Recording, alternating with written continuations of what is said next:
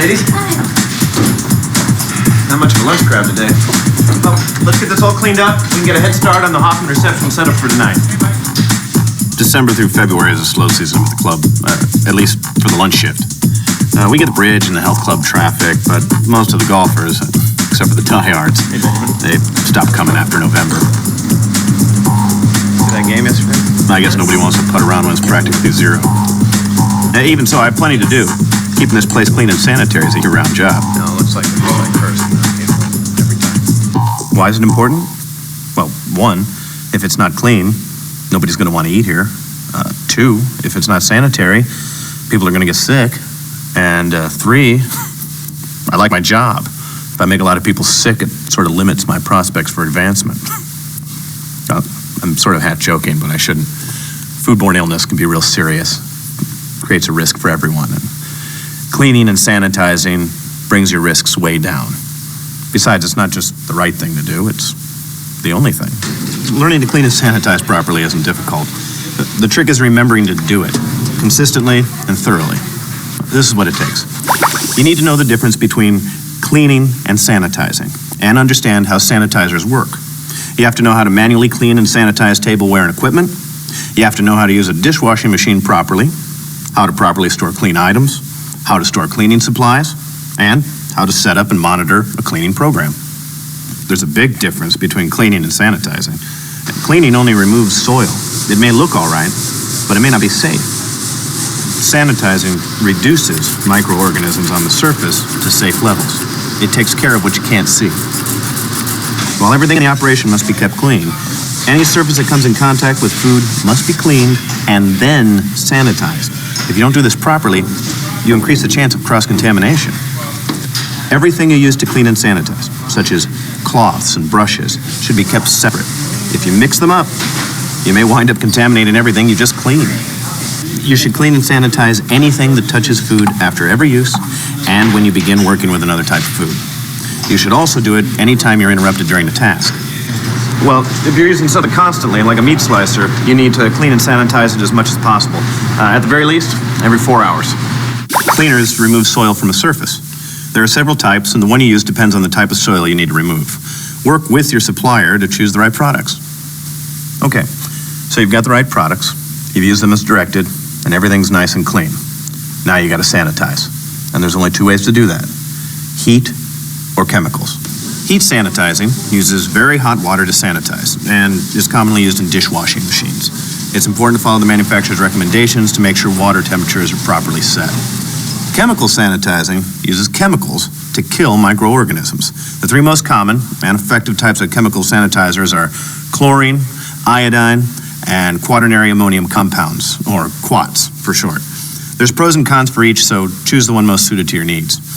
The effectiveness of a chemical sanitizer depends on the temperature of the water, the amount of time the sanitizer is in contact with the item, and the concentration of the sanitizer itself. Make sure you read the label on the sanitizer and use it only as directed. There's two ways to get things cleaned and sanitized. You can either do it by hand, or you can run it through a dishwashing machine.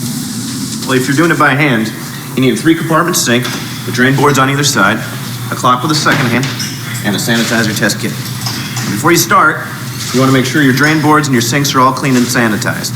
Next, you want to set up a 3-compartment sink. The first compartment, that's where you're going to do your cleaning. You want that full of hot water and detergent.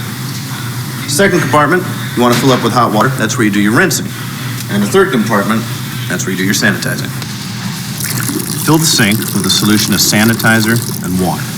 Follow the manufacturer's directions regarding water temperature. Use a test kit to check the concentration of the sanitizer. Use too little, things won't get sanitized. Use too much, and it can be toxic.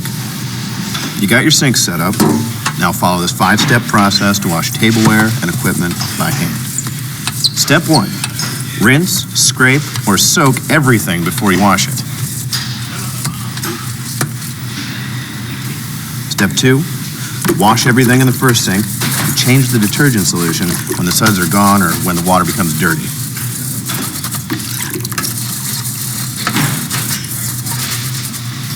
Step 3, rinse in hot water. If the water becomes dirty or full of suds, change it. Step 4, submerge everything in the sanitizing sink. Check the clock and make sure you sanitize for the recommended amount of time. And change the solution when the concentration drops below what's recommended. And the last step, let everything air dry. Hey, dishwashers sure make life a lot easier. But not unless they're set up and working right. Check the detergent and sanitizer dispensers and make sure they're filled. Double check the water temperature and pressure. Both should meet the manufacturer's recommendations. The machine itself should be kept clean, so make sure you inspect and clean it at least once a day. Make sure that the tanks are filled with clean water and clear the spray nozzles of foreign objects. Scale and mineral deposits tend to really build up, so use an acid cleaner at least once a week to remove them. Give your dishwasher a chance to do a good job. Everything should be scraped, rinsed, or soaked before loading. And don't overload the machine. Check the racks to make sure the surfaces of pots, pans, dishes, knives, everything are exposed to the spray action. After they've been cleaned and sanitized, keep them that way and store them properly. That means tableware and utensils should be kept at least 6 inches or 15 centimeters off the floor. Drawers and shelves should be cleaned and sanitized, and don't forget the trays and carts used to transport clean tableware and utensils. Glasses and cups should be stored upside down. And flatware and utensils placed with their handles up so you can pick them up by their handles.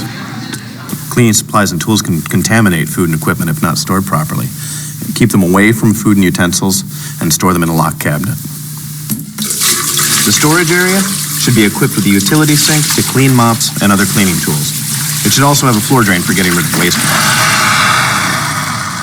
Establishing a master cleaning program is important because a written plan and schedule helps to organize all the cleaning and sanitizing jobs. Your plan should clearly identify every cleaning task and assign responsibility to a specific person or position. Be specific. Identify what's to be cleaned and who's going to clean it, when it's going to be cleaned, and how it's going to be cleaned. For any cleaning program to be effective, it's got to be monitored. Managers need to supervise daily cleaning routines, monitor the completion of all tasks, and conduct spot inspections. Your customers expect and deserve safe food. And if you're going to give it to them, there's only one way to do this job. The right way. Cleaning and sanitizing isn't difficult. And in some ways, it's like a good golf swing. You've got to have the right practices, then you have to be consistent. It's how you follow through that matters.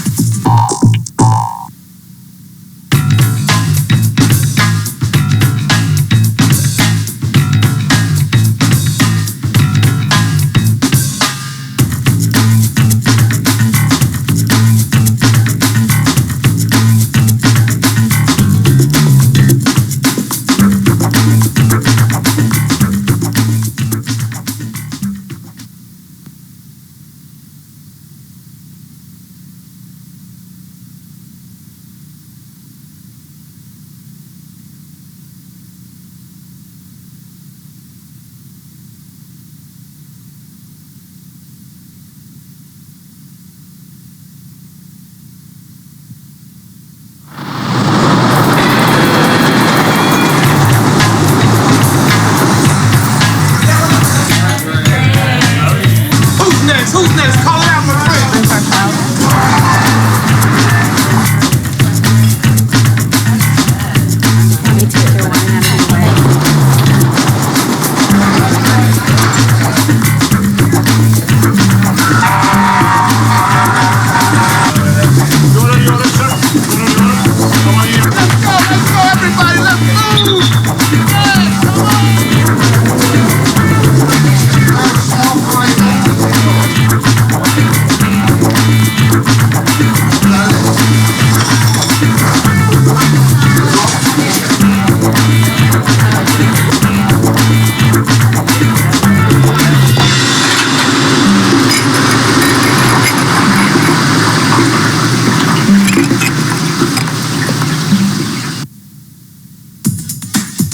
Hola, Mercedes. Hola. No hay mucha gente para el almuerzo. Bien, limpiemos esto y empecemos a preparar la recepción de esta noche. La temporada más baja en el club es de diciembre a febrero, por lo menos en el turno del almuerzo. La gente del puente y del gimnasio llega aquí, pero la mayoría de los golfistas, excepto los más aficionados, no vienen hasta noviembre. partido ayer? Creo que nadie quiere jugar golf cuando la temperatura está a 0 grados. Sin embargo, yo tengo mucho que hacer. Mantener este lugar limpio y desinfectado es trabajo para todo el año. ¿Por qué es importante? Bueno, primero, si no está limpio, nadie va a querer comer aquí. Segundo, si no está desinfectado, la gente se va a enfermar. Y tercero, me gusta mi trabajo. Si yo hago que mucha gente se enferme, limitaré mis oportunidades de avanzar. Estoy bromeando, no debería. Las enfermedades alimenticias pueden ser serias y son un riesgo para todos. El limpiar y desinfectar hace que los riesgos disminuyan. Y no es solo la mejor manera de hacerlo, es la única. No es difícil aprender a limpiar y a desinfectar en forma apropiada. El truco es recordar hacerlo completa y consistentemente. Esto es lo que debes saber. La diferencia entre limpiar y desinfectar y entender cómo trabajan los desinfectantes. Cómo limpiar y desinfectar manualmente los cubiertos y vajillas y el equipo. Cómo usar una máquina lavaplatos apropiadamente. Cómo almacenar los artículos limpios en forma apropiada. Cómo almacenar los productos para la limpieza. Y cómo establecer y supervisar un programa de limpieza. Hay una gran diferencia entre limpieza y desinfección. Al limpiar solo se remueve la suciedad. Puede que se vea bien, pero quizá no sea salubre. La desinfección reduce a niveles seguros los microorganismos que hay en las superficies. Se encarga de lo que no puedes ver. Todo en la operación se tiene que mantener limpio, pero cualquier superficie que tenga contacto con la comida se tiene que limpiar y después desinfectar. Si no haces esto en forma apropiada, aumentarás el riesgo de contaminación cruzada.